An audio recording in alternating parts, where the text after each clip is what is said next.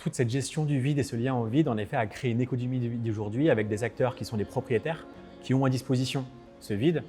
et historiquement, même toujours, des acteurs qui sont sur le terrain et qui ont besoin d'occuper ce vide. Notamment au début par le squat, par pas mal de thématiques. Et aujourd'hui, on voit qu'il y a de plus en plus de lieux qui se construisent en lien direct avec le propriétaire. Il y a les conventions d'occupation précaire, temporaire. Il y a eu les cadres qui sont un peu assouplis pour pouvoir permettre les occupations légales, avec tout ce que ça influe de domestication de la contre-culture et autres. Mais en tout cas, il y a vraiment